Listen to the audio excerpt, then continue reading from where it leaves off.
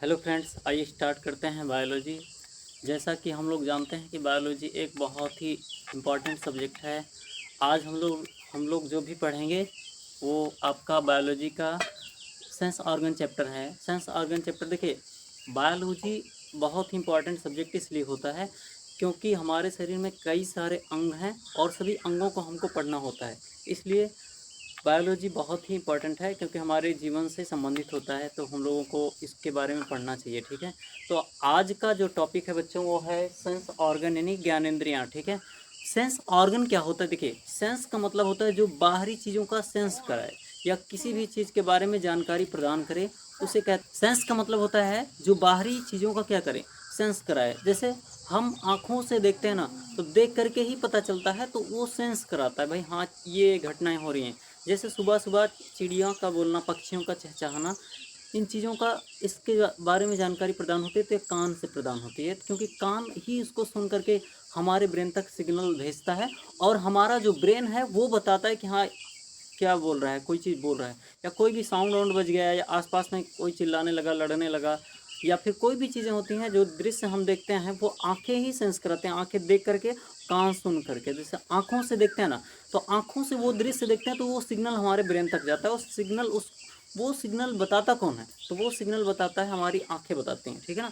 अब बाकी कान जो है, कान सुन करके वो सिग्नल कहाँ भेज देता है? ब्रेन तक, और ब्रेन उसको बताता है कि हाँ ये घटना हो रही है। ठीक है, इसके अलावा हमारा एक लगभग 5 सेंस ऑर्गन सभी मनुष्य में होते हैं। तो पांचवा जो और सेंस ऑर्गन है वो जैसे जीभ हो गया, त्वचा हो गया, नाक हो गया, तो ये सब सेंस ऑर्गन है। पहला देखिए, पहला कौन सी? आँख, कान, नाक, त्वचा, जीभ, 5 सेंस ऑर्गन हो गए।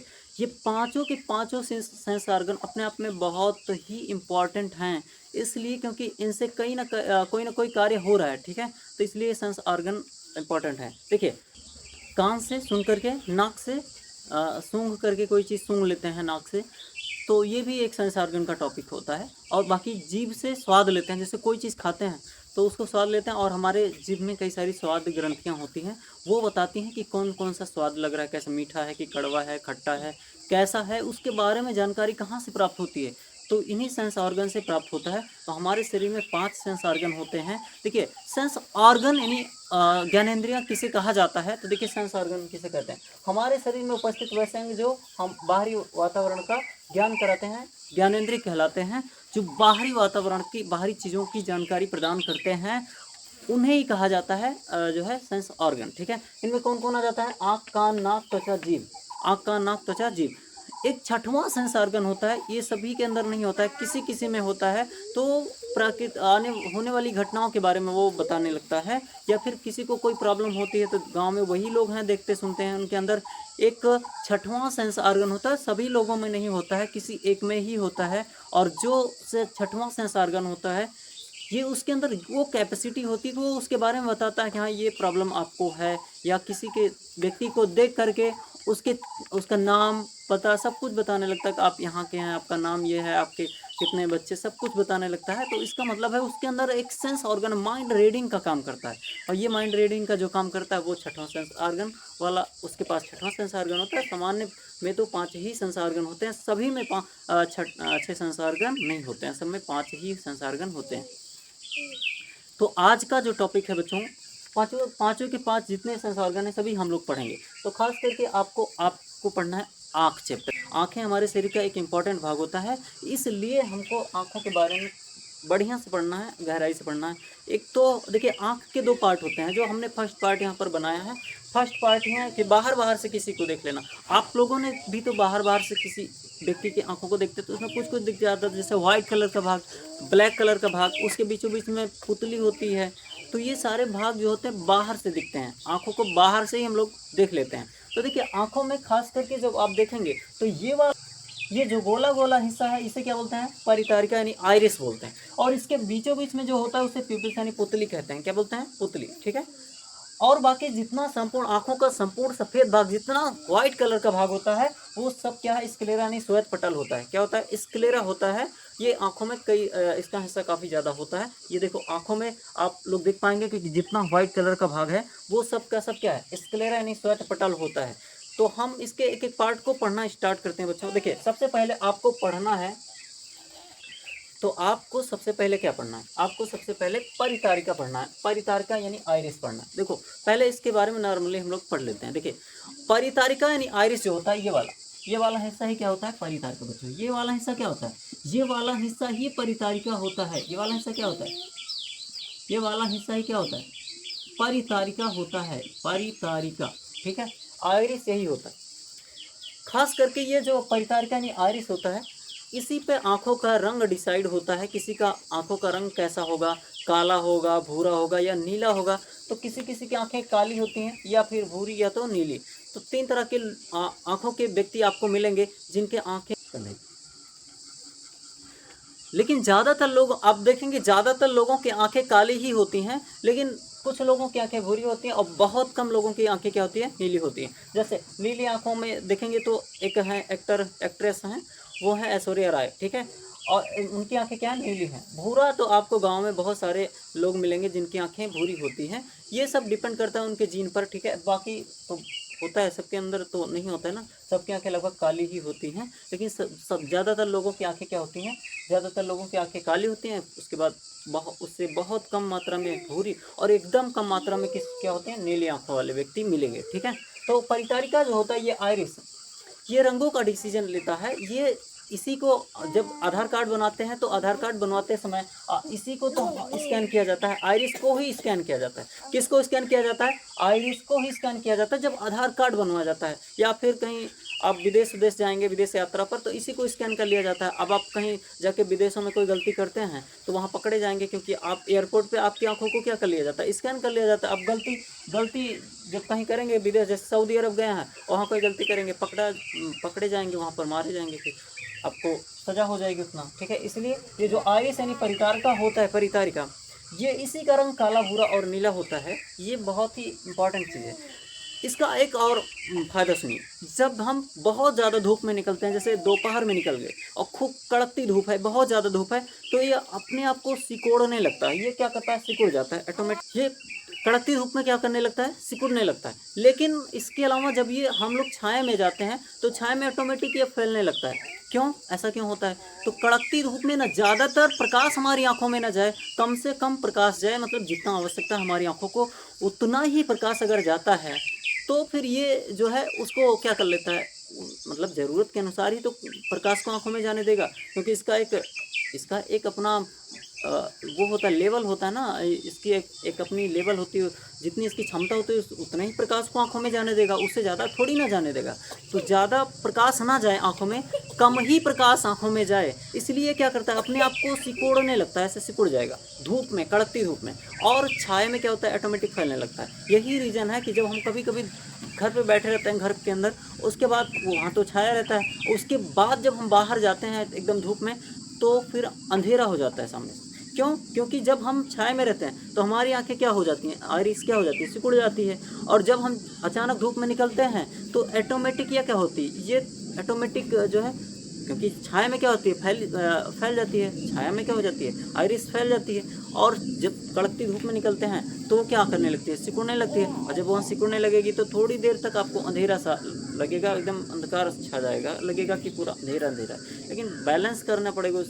या फिर आप ऐसे ही देख लो कि जब काफ़ी तेज़ धूप में से आप छाया में आते हैं, काफ़ी तेज़ धूप में से जब छाया में आते हैं, तभी तो ऐसा होता है कि अंधेरा, एकदम खूब अंधेरा दिखता है, एकदम अंधेरा ही दिखता है। क्यों, क्योंकि आप जब कड़कती धूप में थे तो वहाँ पर आपकी आइरिस एकदम सिकुड़ गई थी, और जब आप छाया में आए तो यहाँ पर ये क्या हो रही थी, ऑटोमेटिक थोड़ा सा ये फैल रही थी। और जब फैल रही थी ना, तो जब ये आंखें फैल रही, आइरिस फैल रही थी, तो उस समय क्या हो रहा था, जब आइरिस फैल रही थी तो उस जो टाइम था, जो टाइम पीरियड था, उस समय थोड़ा सा आपको अंधेरा दिखने लगा। ठीक है, तो ये सारा चीज़ हमने यहाँ पर लिख दिया है। अब हम पढ़ते हैं पुतली को बच्चों।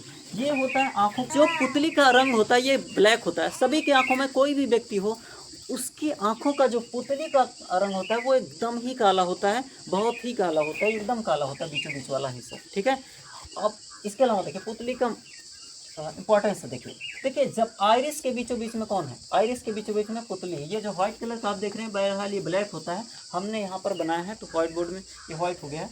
तो ये पुतली जो है, पुतली का रंग एकदम काला होता है और ये किसके बीचों बीच में है, आइरिस के बीचों बीच में।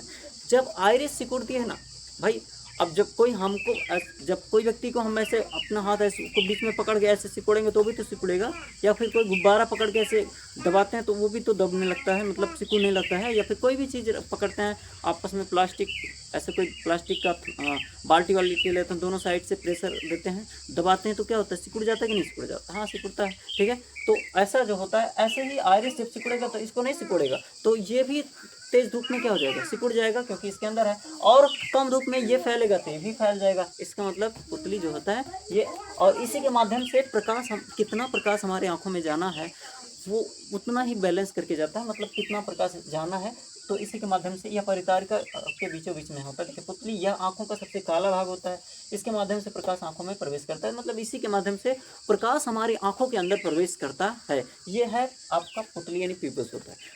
ये हो गया दूसरा हिस्सा। अभी हम पढ़ते हैं जितना व्हाइट, संपूर्ण आंखों का संपूर्ण सफ़ेद भाग। देखिए आंखों का संपूर्ण सफ़ेद भाग जो होता है, आपने देखा जो आंखों में जितना व्हाइट कलर का हिस्सा होता है वो क्या होता है, परितारिका होता है। और ये बहुत पूरी तरह से पीछे तक, आंखों के पीछे तक होता है। तो ये क्या होता है, व्हाइट कलर का होता है। ये होता है आपका स्क्लेरा। कभी कभी इसमें चोट वोट लग जाती है तो रेड कलर का हो जाता है। इसमें आपको पतली पतली नसें दिखती हैं, वो अपने कैपिलरी कहते हैं, उसे केसिका कहते हैं, उसमें रेड कलर की नसें होती हैं, ठीक है ना, कैपिलरी होती है। शरीर की सबसे पतली नस यहीं पर दिखती है आंखों में, ठीक है। आगे देखिए, अब बात करते हैं कि कार्निया क्या होता है। देखिए स्क्लेरा हो गया, अब कार्निया क्या होता है। कार्निया देखिए, आप जब आंखों को बंद करेंगे ना तो आंखों के ऊपर ऐसे देखिए तो थोड़ा सा उभरा हुआ हिस्सा है, तो आंखों के ऊपर उभरे हुए हिस्से को ही क्या कहा जाता है, कार्निया कहा जाता है। नेत्रदान में कार्निया का ही दान किया जाता है। ये स्वच्छ मंडल होता है पूरी तरह से। कार्निया का मतलब होता है स्वच्छ मंडल। क्या होता है, स्वच्छ मंडल, पूरी तरह से एकदम पारदर्शी होता है, अपार नहीं, पारदर्शी, पारदर्शी होता है। जैसे कोई आप कोई कांच का गिलास लीजिए या फिर कोई ऐसे कांच लीजिए आर पार जिसमें दिखाई दे, वैसा वैसा ही क्या होता है, वैसा ही कार्निया होता है। तो कार्निया पारदर्शी होता है। नेत्रदान में कार्निया का ही दान किया जाता है, ठीक है। इसे टेम्पर ग्लास भी कहा जाता है। देखो टेम्पर ग्लास क्यों कहा जाता है, कार्निया को जो उभरा हुआ भाग है आंखों के ऊपर, इसे टेम्पर ग्लास क्यों कहा जाता है, इसका रीज़न देखिए। क्योंकि आपने देखा है कि फिल्मों में या वैसे भी शादियों में जो लड़कियां होती हैं या फिल्मों में जो एक्टर एक्ट्रेस होती हैं, तो ये लोग भी अपने आंखों के ऊपर एक पतली सी आंखों के ऊपर आईलिड जो सॉरी जो आंखों के ऊपर इतना बड़ा कुछ ऐसे लगा लेते हैं, तो वो क्या होता है, वो वही कार्निया जैसा होता है, मतलब टेम्पर ग्लास जैसा होता है। तो टेम्पर ग्लास जैसा कुछ लगाते हैं, ऐसे लगा लेते हैं, क्योंकि आंखों का जो आइरिस का रंग है यानी परितारिका का रंग है वो चेंज करने के लिए। जिस सबकी आंखें काली होती हैं लगभग, अब उनकी आंखें नीली कैसे होंगी, तो नीला दिखने के लिए उस पर एक टेम्पर ग्लास जैसा लगाएंगे, और जो टेम्पर ग्लास जैसा लगाएंगे बाहर से इसको अंदर सेट कर लेते हैं, तो ऐसा करते हैं। वो कार्निया मान के चलिए वैसा ही कार्निया होता है, तो वैसा ही कार्निया होता है। अब कार्निया के बारे में एक चीज़ और पढ़ते हैं। जो कार्निया होता है खास करके, कार्निया जो है ये हवाओं से ऑक्सीजन को खींचता है, क्योंकि अब देखो हवाओं के संपर्क में है, क्योंकि हवाएं लग रही हैं तो पूरे शरीर में, तो आँख में भी लग रही हैं, तो हवाओं से ही ऑक्सीजन को खींच लेता है। क्योंकि हमारे संपूर्ण बॉडी को क्या कर चाहिए, हमारे संपूर्ण बॉडी को ऑक्सीजन चाहिए। विदाउट ऑक्सीजन के हमारा पूरा शरीर थोड़ी ना रह सकता है, क्योंकि प्रत्येक अंग में ऑक्सीजन जा रहा है तभी हम लोग रह पा रहे हैं। मतलब अब जिस अंग में ऑक्सीजन नहीं जाता है तो उसमें देखो बहुत झुंझुनी टाइप का ऐसा कुछ हो जाता है, तो वहाँ पर ऑक्सीजन नहीं जा रहा है, ऑक्सीजन का सप्लाई बंद हो गया है। तो ऑक्सीजन की सप्लाई बंद होगी तो बड़ी दिक्कतों का सामना करना पड़ता है। तो उसी तरह से ऑक्सीजन यहाँ भी तो जाना चाहिए। तो कार्निया क्या करता है, हवाओं के संपर्क में रहता है, हवाओं से ऑक्सीजन खींच लेता है, इसमें ब्लड नहीं पाया जाता है, ठीक है। तो आप लोग इसको